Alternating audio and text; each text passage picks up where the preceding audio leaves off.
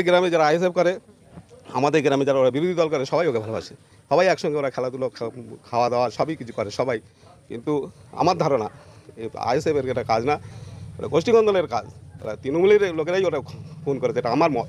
আমরা জানি যে ক্যালকাটা পুলিশ এই যে তদন্ত করছে সঠিকভাবে নিখুঁত, এই যে দুজনকে ধরলো, এটা বেঙ্গল পুলিশ থাকলে আসামি হলেও ধরতো না, এবং বরঞ্চ যারা এখানে বিরোধী রাজনীতি করছে তাদের বাড়ি গিয়ে ঝামেলা করা শুরু করে দিত। এটা আমাদের অভিজ্ঞতা আছে। ক্যালকাটা পুলিশকে অন্তত এটুকুনি ধন্যবাদ আমরা জানাই যে সঠিক যারা এই কাজের যুক্ত, এই অন্যায় কাজের সঙ্গে যারা যুক্ত, তাদের মধ্যে দুজনকে ধরেছে এবং তাদের প্রফেশনালিজমের একটা অন্তত পরীক্ষা তারা দিচ্ছে। এর জন্য ক্যালকাটা পুলিশকে ধন্যবাদ।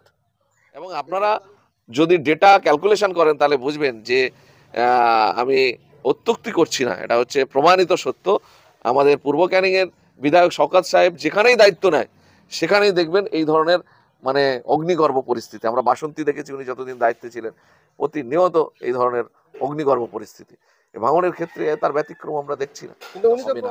ইতিমধ্যে আমাদের কাছে এই মুহূর্তে যা খবর এসেছে, দুজন আসামি ধরা পড়েছে। তারা তৃণমূলেরই মানে ছত্রছায়ায় থাকা দুষ্কৃতী বলা যায়, চালতেবেড়ে অঞ্চলেই বাড়ি, তার কাছাকাছি থাকতো। এবং সেটা কারা কারা আমি এখনো নাম পাইনি, কিন্তু যেটা খবরের মাধ্যমে জানতে পারছি দুজন ধরা পড়েছে। আরো মাস্টার মাইন্ড কারা এই ঘটনায় যুক্ত আরো ধরা পড়বে। কালকে আমি যেটা বলেছি এখন অথেন্টিক ভাবে, যে ওদের মধ্যে যে গন্ডগোল, সেই গন্ডগোলের ফলশ্রুতি হিসেবে রাজ্জাক খানের এই জীবনের শেষ পরিণতি। আমরা আইএসএফ খুনের রাজনীতি বন্ধ করার জন্য রাজনীতিতে এসেছি। নওশাদ সিদ্দিকী মানুষের এই রক্তের হোলি খেলা বন্ধ করার জন্য রাজনীতিতে এসছে। আইএসএফ এর মার্ডার করা কোনো অভিপ্রায় অভিসন্ধি নেই। আমাদের তো নতুন দল, আমরা সিট একটা পেলাম কি না পেলাম কোনো কিছু যায় আসে না। আমরা মানুষকে রিলিফ দিতে পারি কিনা সেটাই আমাদের কাছে বড় কথা। এই ধরনের রাজনীতিকে আমরা ঘৃণা করি, এই ধরনের রাজনীতিকে আমরা তীব্র ভাষায় প্রতিবাদ করি।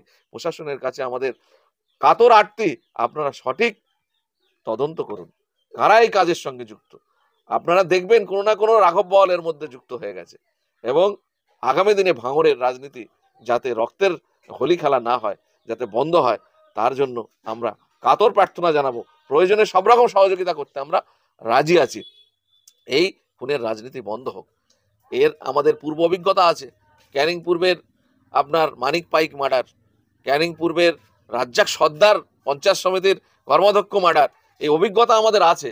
সুতরাং আমরা দাবি করছি প্রশাসনের কাছে আপনারা সঠিকটা খুঁজে বার করুন, দেখবেন দুধ কা দুধ পানি কা পানি হয়ে যাবে। আমাদের ঘাড়ে যারা দোষ চাপিয়ে নিজেরা সাধু হতে চাইছে, এটা প্রকৃতপক্ষে নিজেদের অপকর্ম ঢাকার একটা অপপ্রচেষ্টা। আমরা দেখেছি যে ভাঙড়ে এই পঞ্চায়েতের আগে পর্যন্ত ভাঙড় বিধানসভার মধ্যে মার্ডার হয়েছে, মানুষ খুন হয়েছে রাজনৈতিকভাবে, হয়তো অনেক মানুষ মনে করে বলতে পারবে না, কিন্তু পঞ্চায়েতে মার্ডার হলো আর ফের এই রাজ্জাক খান মার্ডার হয়ে গেল। এটা আপনাদের অভিজ্ঞতা কেন? ভাঙড়ের অভিজ্ঞতা, ভাঙড়ের আপামর জনসাধারণের অভিজ্ঞতা।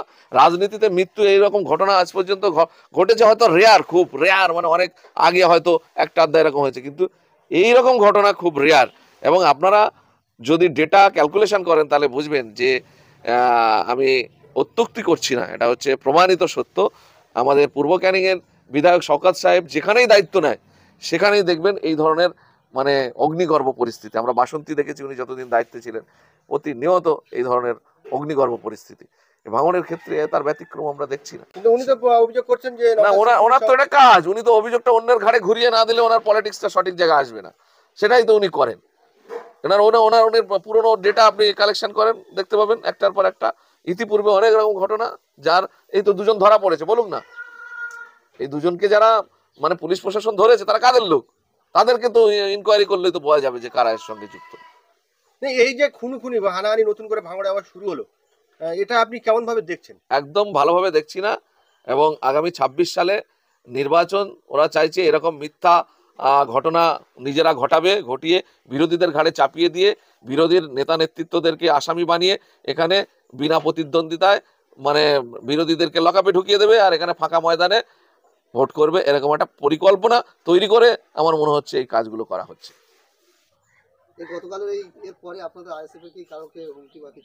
না, এখনো পর্যন্ত সেরকম কোনো খবর নেই। আমরা বলেছি আমাদের কেউ যদি কোনোভাবে আপনি প্রমাণ প্রুফ পান যে কোনোভাবে আমাদের কেউ, সে সমর্থক হোক বা দূর সম্পর্কে কোনো পার্টির সঙ্গে যুক্ত হোক, যদি এই ধরনের কাজের সঙ্গে যুক্ত হয়, যদি প্রমাণ হয়, খুঁজতে হবে না, আমরা খুঁজে তাকে তুলে দেবো পুলিশের হাতে।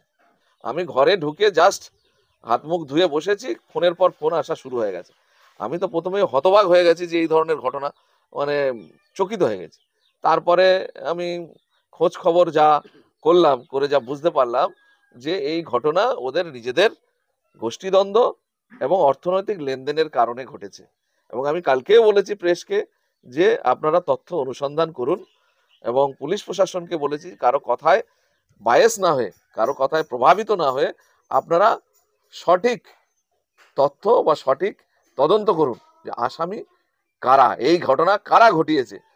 আমার তো মনে হয় রাজ্জাক সর্দার সম্পর্কে আমাদের কাছে, রাজ্জাক খাঁ সম্পর্কে আমাদের কাছে যা খবর আছে, এই ছেলেটির প্রতিবাদী মুখ এবং এর খুব খারাপ কোনো রেকর্ড নেই, কিন্তু এটা মানে অন্যায়ের বিরুদ্ধে একটা দলের মধ্যে একটা রোখালো ভাব তার ছিল, এটা আমাদের কাছে খবর আছে। তার সঙ্গী সাথী যারা আছে, খুব কাছে থেকে যারা মিশতো, তাদেরকে তাড়াতাড়ি খোঁজ খবর করলে, তাদের কাছে একটু জিজ্ঞাসাবাদ করলে আমার মনে হয় এই আসামি খুঁজতে পুলিশের বেশি হয়রানি হতে হবে না। এই কালচারটাকে দিদিমণি চাইছে যে আমাদের পশ্চিমবঙ্গে আমদানি করে এখানে সেই কালচারটা ছড়িয়ে দিতে, ঠিক আছে, যার ফলে হয়তো খাতা কলমে বা ইনফ্রাস্ট্রাকচারে হয়তো এটাকে লন্ডন করা যাবে না, কিন্তু কালচারে এটাকে লন্ডন করা যাবে। যার ফলস্বরূপ আপনারা দেখছেন বিগত লাস্ট কয়েক বছরে পশ্চিমবঙ্গে লাগাতার ধর্ষণ হয়েছে, লাগাতার ধর্ষণ, এবং বাচ্চা হোক, বুড়ো হোক, বয়স্ক হোক, কাউকে ছাড়া হচ্ছে না। সে স্কুলে পড়ুক, কলেজে পড়ুক, কিংবা অফিসে কাজ করুক, যে কোনো জায়গায় হোক, মেয়েদেরকে ধরে ধরে ধর্ষণ করা হচ্ছে। সুতরাং এটা হচ্ছে একটা কালচার, যেটা মানে ইউরোপিয়ান কালচারে যেটা আছে, যে ওখানে বিকিনি পরে রাস্তার মধ্যে মেয়েরা ঘোরাফেরা করে, এখানেও দিদিমণি সেটাই বলতে চাইছে যে তুমি বস্ত্র যতই পরো না কেন, তোমার বস্ত্র খুলে নেবে এই তৃণমূলের চামচারা। সুতরাং তোমার বস্ত্র পরাই উচিত নয়। তুমি বিকিনি পরে ঘুরে বেড়াও, তুমি ছোট ছোট হট প্যান্ট পরে ঘুরে বেড়াও, কিন্তু তুমি বস্ত্র নিয়ে শরীরে ঢেকো না।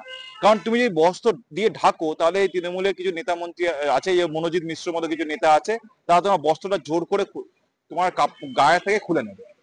তাই জন্য আমি বলবো যে দিদিমণি যেটা চাইছে মেয়েদের পক্ষে, আমার মনে হয় সেটাই ভালো হবে, যে মেয়েরা যদি বিনা বস্ত্রে এখানে যদি একটা আন্দোলন করতে পারে, এই পুরো কলকাতা শহরের রাজপথটাকে যদি চাক্কা জাম করতে পারে বিগত 7 দিন ধরে বস্ত্র ছাড়া, ঠিক আছে, উইদাউট ক্লোথস করতে চাইছে, সেটা হচ্ছে যেটা মানে অ্যাকচুয়ালি বিভিন্ন ইউরোপিয়ান কান্ট্রিতে যে কালচারটা, ঠিক আছে, ওখানে হিন্দু মুসলিম এরকম আলাদা কিছু কালচার নেই, সবাই একদম মানে একই মন্দিরে যাচ্ছে, সবাই মসজিদে যাচ্ছে, সবাই আপনার ওই ইয়ে করে হট প্যান্ট পরে ইয়ে পরে ঘুরে বেড়াচ্ছে, ঠিক আছে, ওখানে সেই কালচারটা, ঠিক আছে, ঠিক আছে। সেই প্রসাদ হিন্দুদেরও কিছু আপত্তি রয়েছে যে মুসলিম সম্প্রদায়ের দোকান থেকে সেই প্রসাদ তৈরি হচ্ছে, এটাকে আপনি কেমন ভাবে দেখছেন?